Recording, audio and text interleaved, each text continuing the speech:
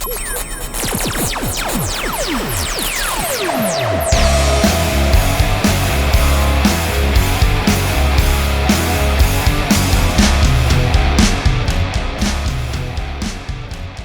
welcome everyone to Warehouse 231 podcast. Earl here, streaming from the underground bunkers here at Warehouse 231 studio. We have another great show and guests lined up today, and we'll also include several songs throughout the episode. And today's songs are all remakes of classic rock songs recorded here at Warehouse 231, which are part of today's guest project. One of my favorite songs we're going to have today was written by Pink Floyd, and we will feature it later in the show. But before I dive into the show, be sure to hit that like button, and if you so like, hit that subscribe button as well. My guest today is Rick Hansen from Montgomery, Alabama. Rick is a businessman, musician, guitar player, songwriter, and now a novelist. He is part of Bama Sound, the Cloverdale Listening Room, and a big proponent of music here in Montgomery River Region area, and now has a project called Age of Ozra. Rick, welcome to the show. Thanks for having me, Earl. And I did pronounce that correct. The Age of Ozra, yes. Age of Ozra, okay. So before we jump into that project, I just want to touch on your background a little bit so everybody gets some kind of perspective of your creativity and where you're coming from. You're a songwriter, and you've been writing songs since the 70s. Tell me a little bit about that. Oh, my God, you just dated me. Yes, I wrote Breakaway, which is on an upcoming album that Bill Hines is producing, and it's a song called Breakaway. I wrote that, I think I was 15, and wrote it from a guy's perspective. And the version that we're doing now involves a female lead singer. We're going to talk about her in a little bit, but she obviously had turned the lyrics around a little bit to make fun of guys instead of making fun of girls as I originally did. But been writing for a long time. So I guess growing up, I mean, what were your who were your musical influences? Well, I was a military brat. I was born in Bermuda and moved all around, so music became my friend at a very early age because I was always the new kid on the block, and started playing the guitar at a very early age and kind of started dabbling with songwriting, I guess maybe when I was in junior high school.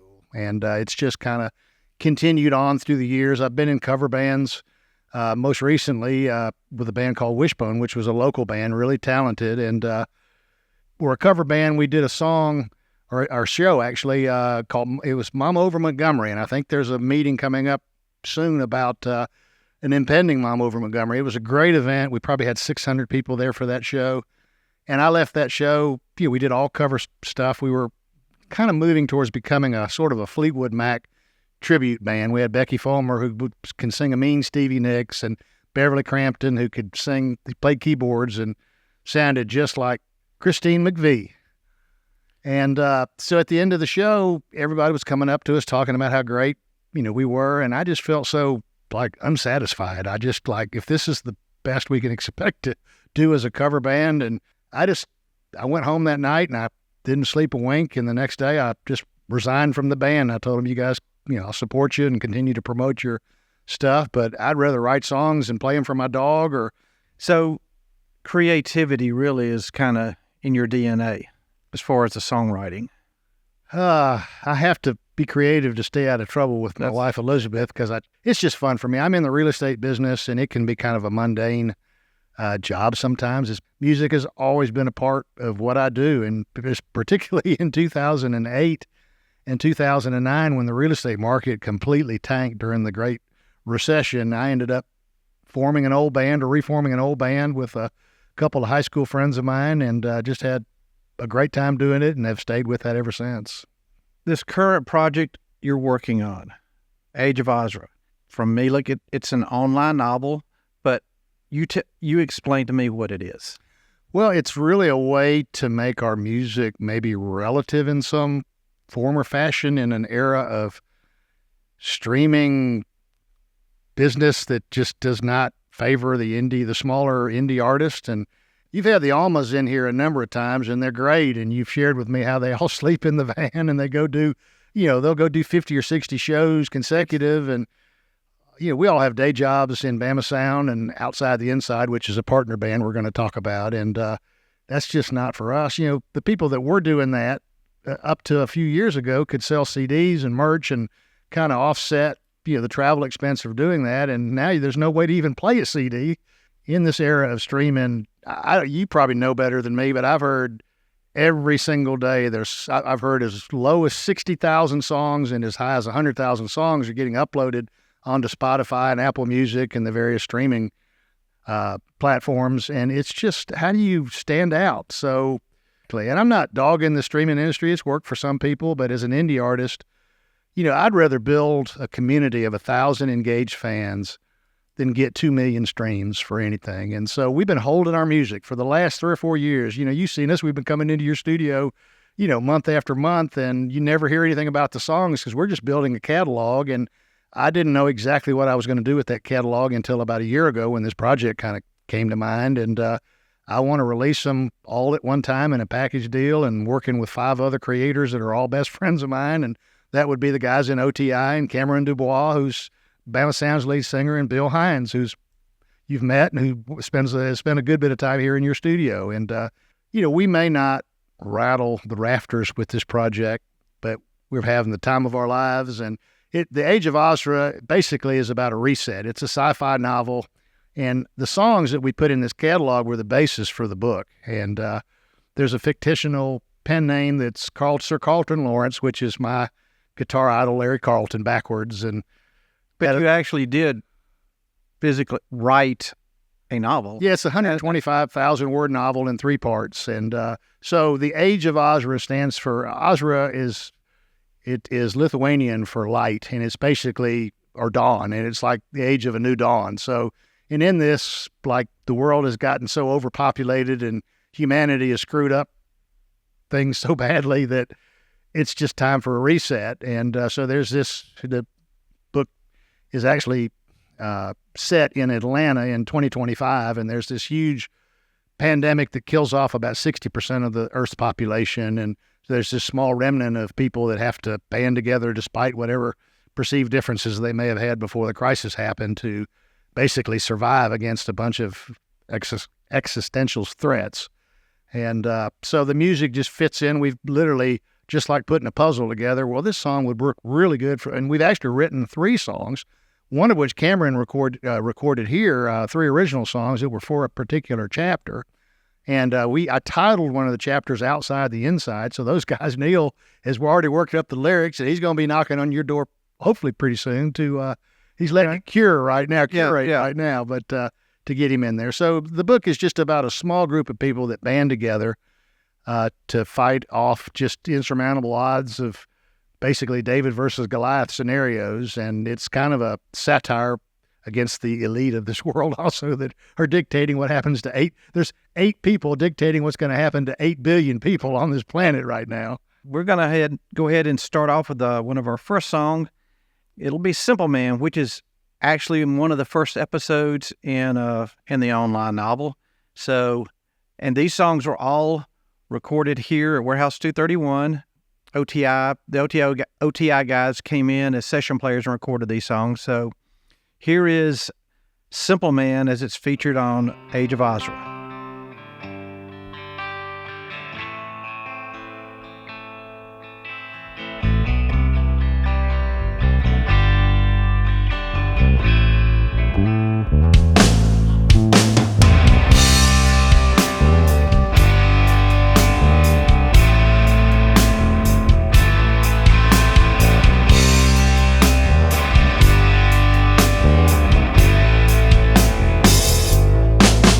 My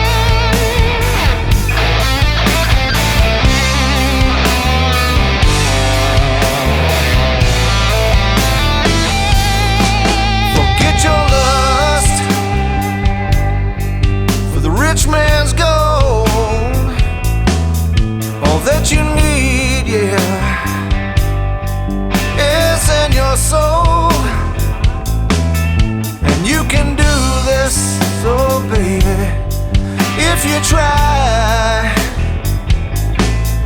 All that I want for you, my son, is to be satisfied and be a simple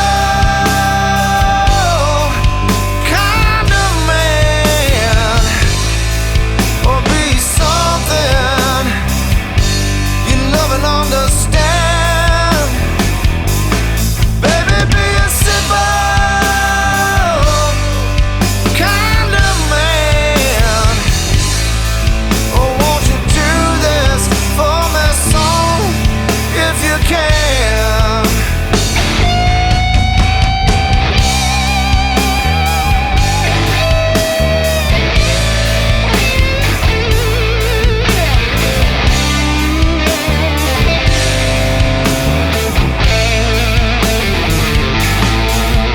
Don't you worry,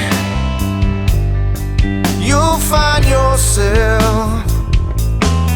Follow your heart and nothing else, and you can do this, oh baby, if you try. All that I want for you, my son, is to be satisfied and be a simple kind of man, or be something you love and understand. Baby, be a simple kind of man, or won't you do this for me, son, if you can?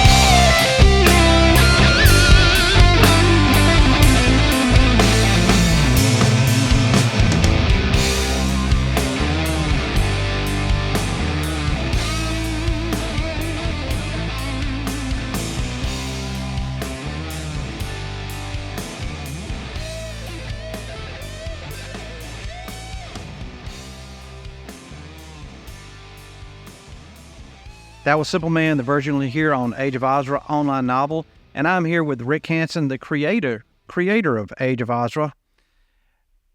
Looking at this project, it seems like it's a big undertaking.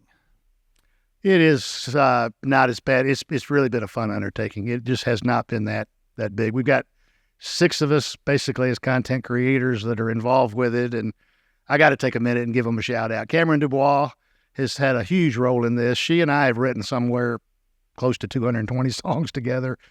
It was real cool for a while for Bill Hines because he was producing the songs, and he's like, oh yeah, we got more material. And then he was like, after about a year of us giving him 50 songs a year, he's like, okay guys, it's probably time to kind of focus on what we've got in the bank and not what you're.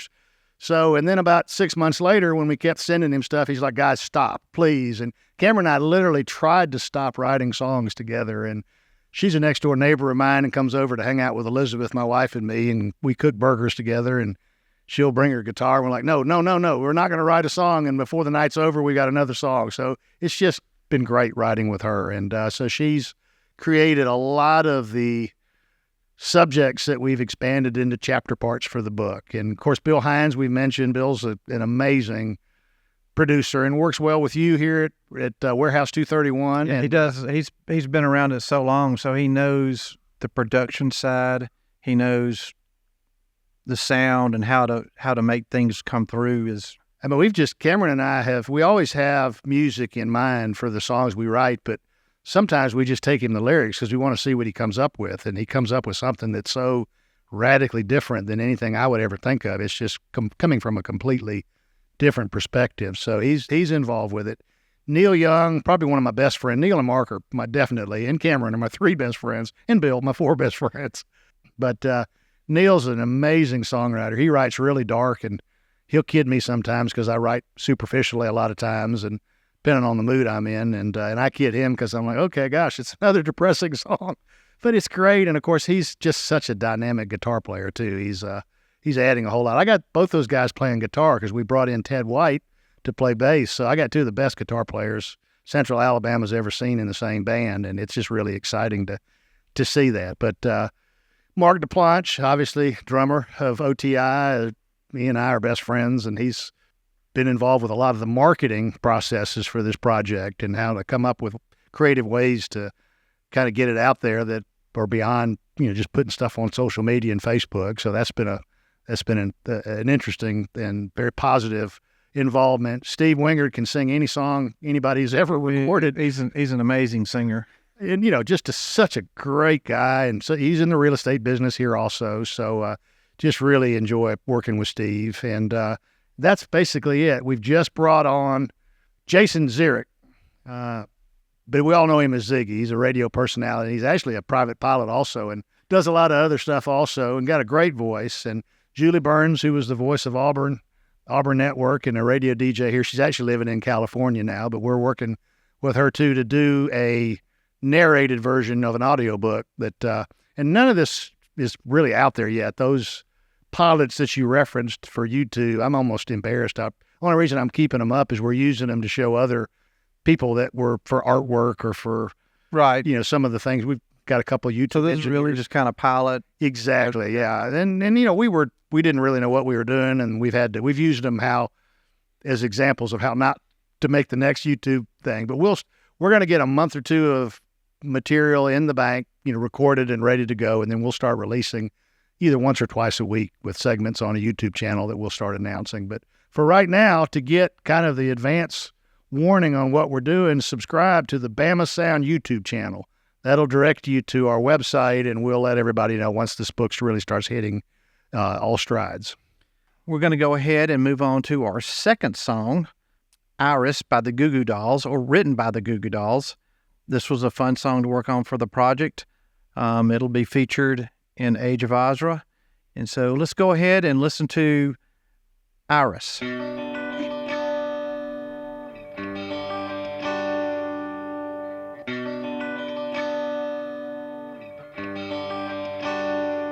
And I'd give up forever to touch you, 'cause I know that you feel me somehow. You're the closest to heaven that I'll ever be, and I don't wanna go home right now. And all I can taste is this moment, and all I can breathe is your life. And sooner or later it's over, I just don't wanna miss you tonight. And I don't want the world to see me, 'cause I don't think that they'd understand.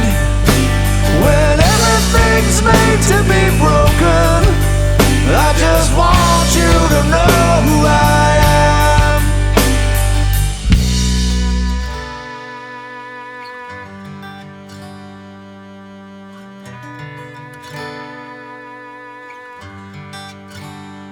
And you can't fight the tears that ain't coming, or the moment of truth in your lies. When everything feels like the movies, yeah, you bleed just to know you're alive. And I don't want the world to see me, 'cause I don't think that they'd understand. When everything's made to be broken, I just want you to know who I am.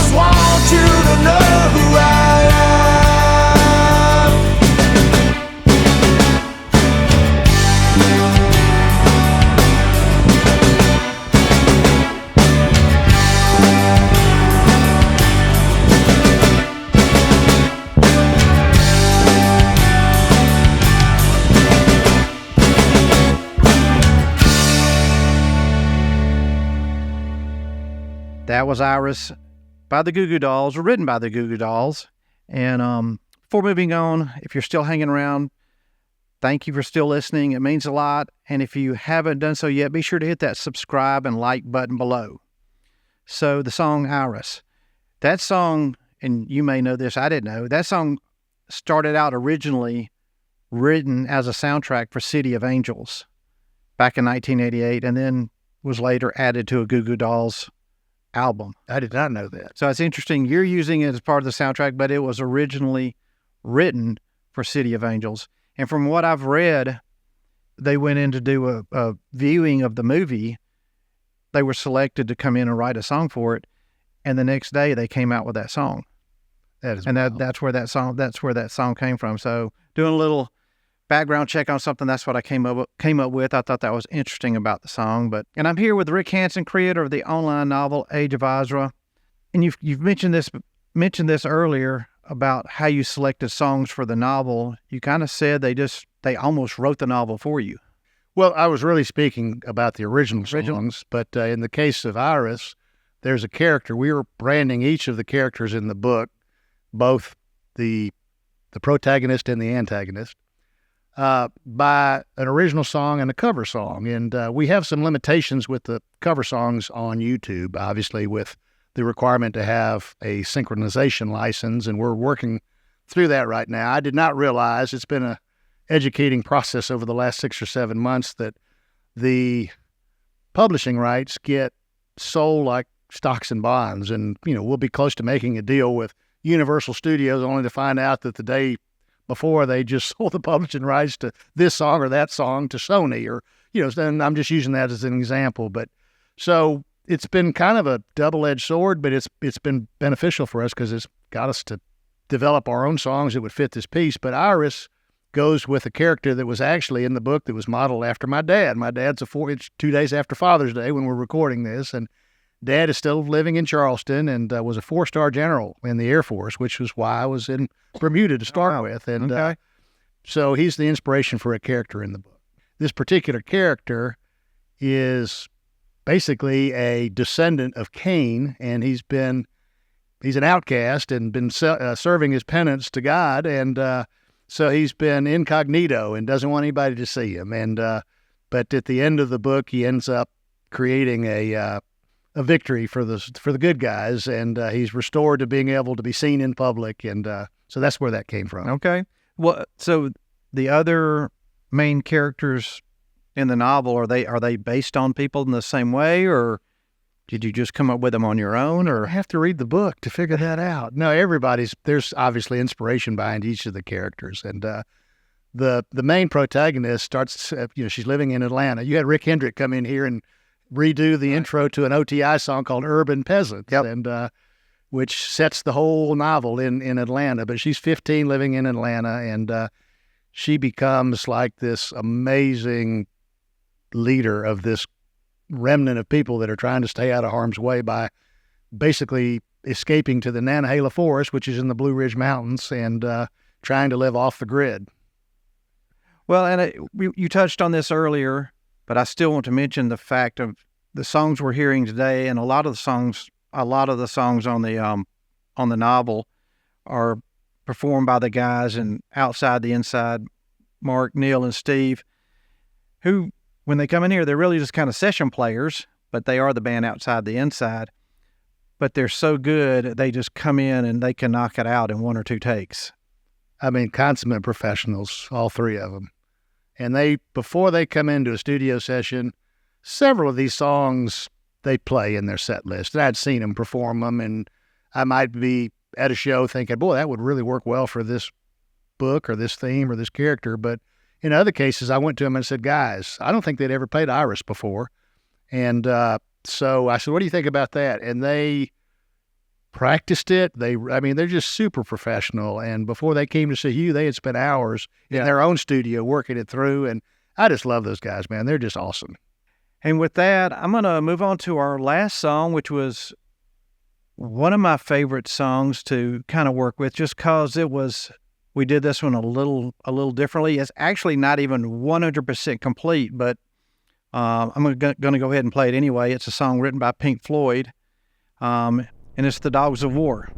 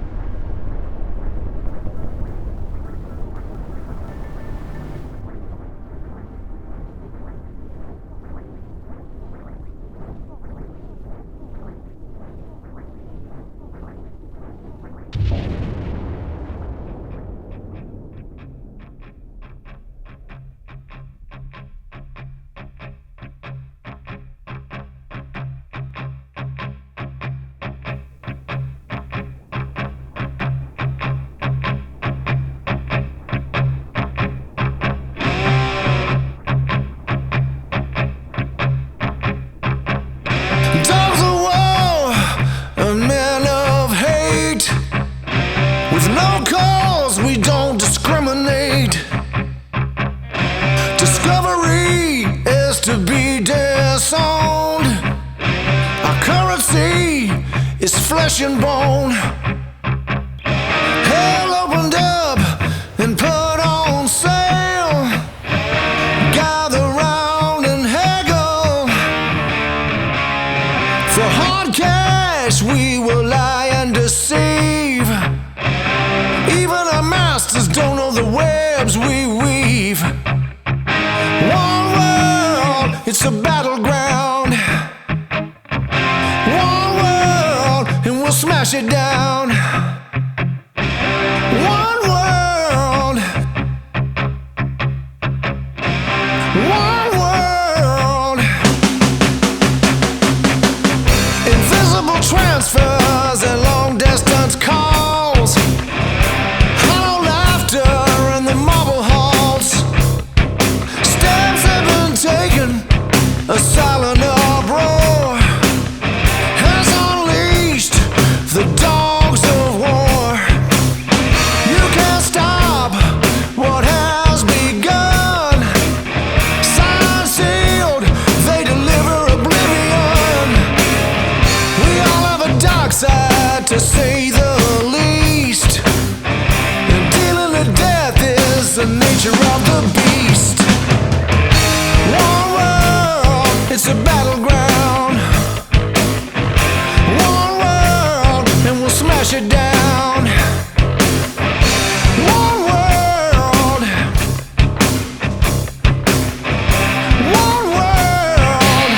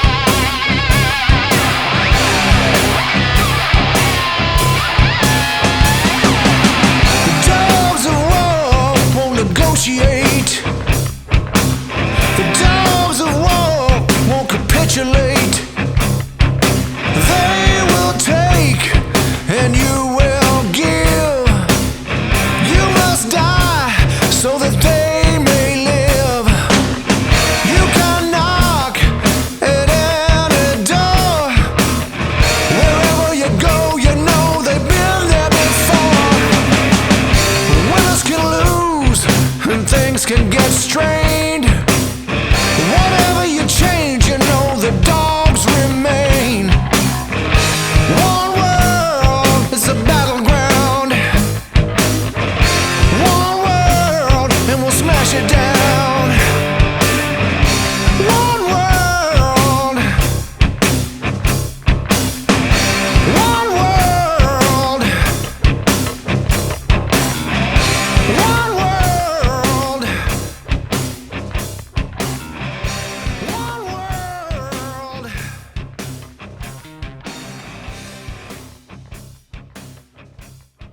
That was The Dogs of War by Pink Floyd, written in 1987 for a Momentary Lapse of Reason album. And watching the pilots of Age of Ozra, that will fit somewhere nicely in the plot. I'm sure Rick has that in his brain where that's going to go. Well, Simple Man was developing a character that is Leah's, the main protagonist's older brother. And when they lose their mother, and that's all I'm going to say about it, this is basically her last words. Simple Man was used to characterize Caleb's last experience with his mom. Okay. And Iris, I mentioned, was a different character that is based on my dad and the inspiration that he brought to the project with just the way that he lived from day to day. But we have antagonists in the book also. And so Dogs of War was a perfect choice for one of the primary antagonists, who happens to be an arms dealer. And he's an alien, but he's an arms dealer. Okay.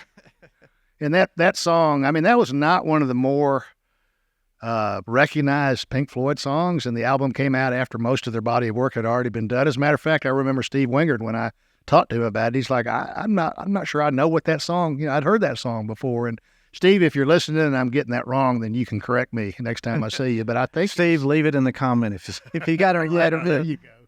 And it helps when you get comments. I know for your show, it helps you kind of refine, how. Oh, yeah. Certainly anybody wanting to leave a comment about any of this I welcome it, just because you get some kind of feedback on the show and maybe some ideas, or and know people are listening to the show. Well, I think it's great what you're doing, and I'm excited that you're a huge part of this community that we're all trying to build together around, primarily around original music, but around, a fresh approach to connecting people to some of these great classic songs.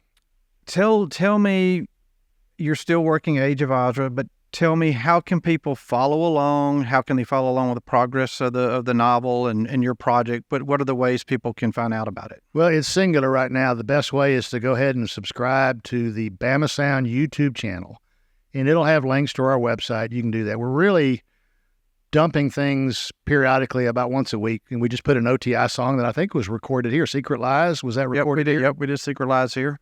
And that was the last song that we featured. And I'm working with a number of other songwriters, and Lacey Lynn came in here, I think, and did a song with you. And she did. That'll be in the whole soundtrack as well. And I'm writing with 3 or 4 other writers, and Cameron and I are continuing to work together. But for now, the Bama Sound website, I'm sorry, YouTube channel, the Bama Sound YouTube channel is the best place for heads up about what's coming down the pike. And we're hoping that we'll have the audiobook complete in the next 60 days. And when we do that, we'll be offering it through the website. We're going to have an e-commerce platform on the website before we put it out. I'm going to wait about maybe 3 months before we dump things into Amazon and Spotify. And, I don't want to pay those people you got to pay TuneCore and CD Baby and the digital distributors to distribute your music to the Spotifys and the Apple Musics and all the streaming platforms are going to monetize your music and not pay you squat. And I'm not saying it's bad for everybody, but it just doesn't work for us. And so we're going to wait a little while and reward those people that do subscribe to the YouTube channel and to our website with select material before it goes to the general masses through the streaming platforms. Very good. And I'll have the links below in the description to Bama Sound and all of the places you can find what Rick mentioned. But Rick Hansen, thank you for coming in. Thanks for having me. You guys support local original. That wraps up my interview with Rick Hansen, Age of Ozra creator. You guys go check out their YouTube channel. I will have links in the description below. And you guys hit that subscribe channel below. Go like our Facebook page. Go sign up on our email list on warehouse231.com. Hey, thank you for listening and see you guys next time.